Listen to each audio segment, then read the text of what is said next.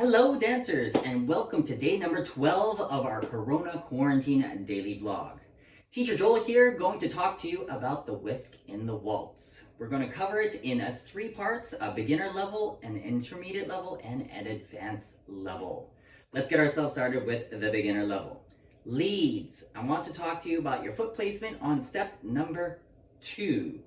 A lot of the times when we're dancing this whisk, here's step number 1, forwards.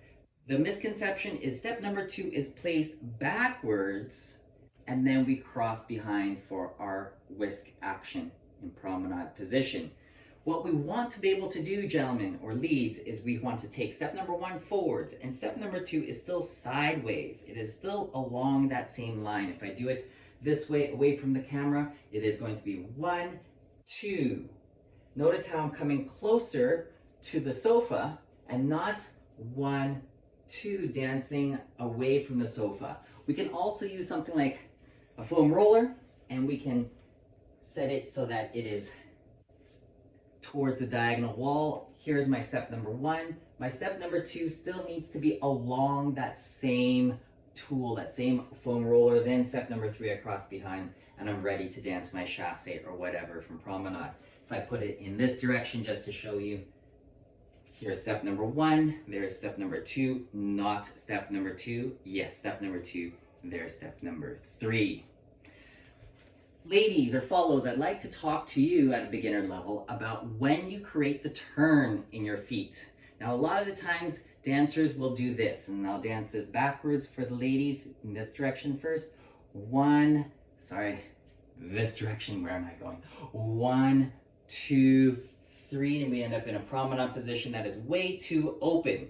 Ladies, we want to make sure that we do a quarter of a turn to the right between step 1 and 2, and that's it. There is no turn on step 3. If I dance this correctly, and again, this is going to be my line of dance. Here's step number 1. There's the turn on step number 2. If you notice, the foot placement is diagonally backwards, and try not to kick the sofa.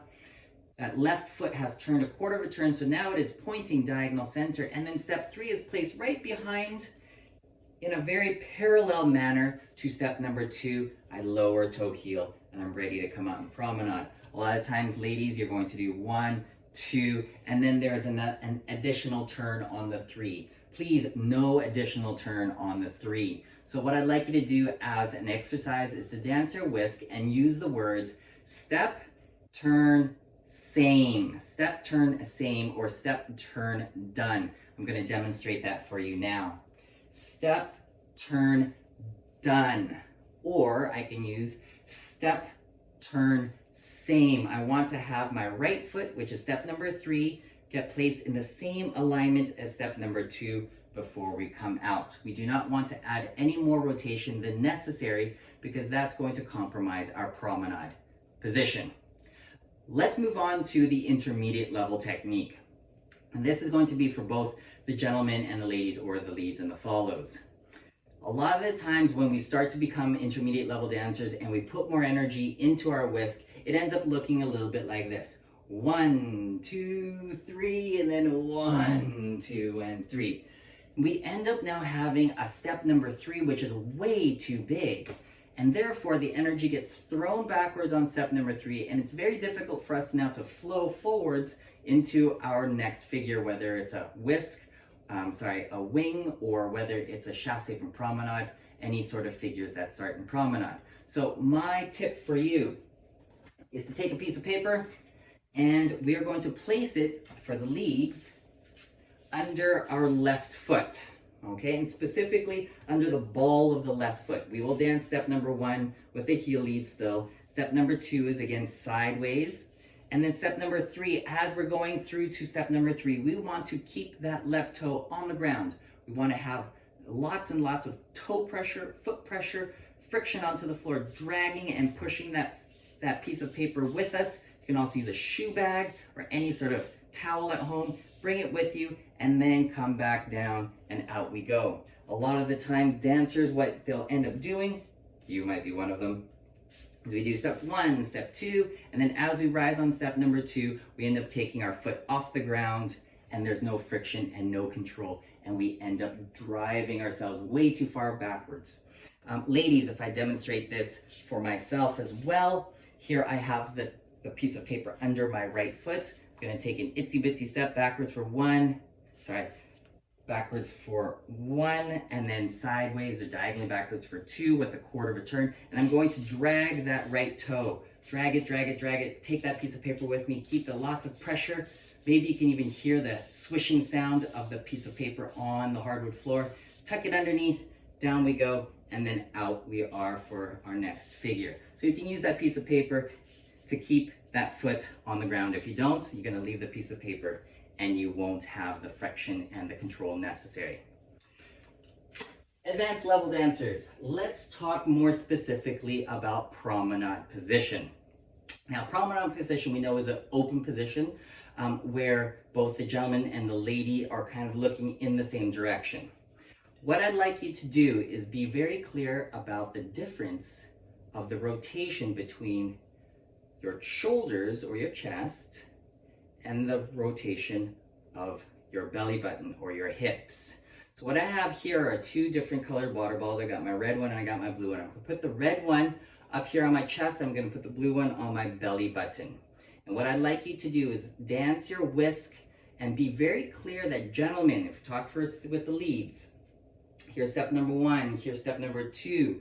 During now step number 2, as we're now leading the lady to that quarter of a turn to the right, what we're going to do is we're going to lead more specifically with our chest, not with our belly. Yeah, so if we dance this correctly, at the beginning we have our water balls facing the same direction. 1. During step number 2, I will turn. If you notice, that red one is turning a little bit more. And then 3, here's my promenade position. Notice how my red water bottle is to the right a little bit more, and my blue water bottle is a little bit more to the left, keeping my hips open, and then I dance out. Eventually, they will become more parallel as we do the closed position. Ladies, let's go over what you are doing with your whisk. Here I have, again, the red on top, the blue on the bottom. Here's step number 1. I go backwards. I'm creating now some rotation and some turn. And what I'm going to do is I'm going to be turning more with the blue water bottle. If you notice, my blue water ball is now pointing in that direction, and my red water bottle is looking more towards the camera there. Then I do my 3, and notice again, where are the alignments of those 2 water balls? My blue water bottle a little bit more diagonal to the center, and my red water bottle a little bit closer towards the camera or towards the center. Then we get ourselves to come out. In other words, we're trying to make sure that there is some rotational torsion or some rotational dynamics between our upper and our center of our bodies. You can use 2 things like these water balls. You can also just use your hands, and you can just place your hands like this, and you can already start to feel the difference. Yeah, so in summary, we have for the advanced level dancers, the gentlemen, we are turning our upper spine more during the whisk, and for ladies or follows, we're turning our hips or our lower spine and our lower body more to create the promenade position. One more thing I'd like you to remind you is to take a cushion, whether it's a big cushion or sometimes a smaller cushion, and we will now again go through our figures and pretend like we know where our partner is. Whisk, my partner goes to there, and then my chasse or whatever it is, and ladies, here's my partner, 1, 2, 3, I've rolled on them, 1, 2, and 3. Again, it's just a good way of just reminding yourself physically that we will eventually be dancing with a partner. Maybe not today, maybe not tomorrow, but hopefully soon enough. I believe that's it for now. Thank you very much again for joining me with all of these daily vlogs. I look forward to receiving more of your questions, your comments, whether it's again through email or through the comments section below. And keep in mind, I forget to keep on telling you guys, but I put a lot of description in the description just underneath this video. So if you just open up the little section just below the video, I have a bit of a written summary on each and every vlog that I do. That's it for now. Thank you very much from Teacher Joel, and I'll see you in the next vlog.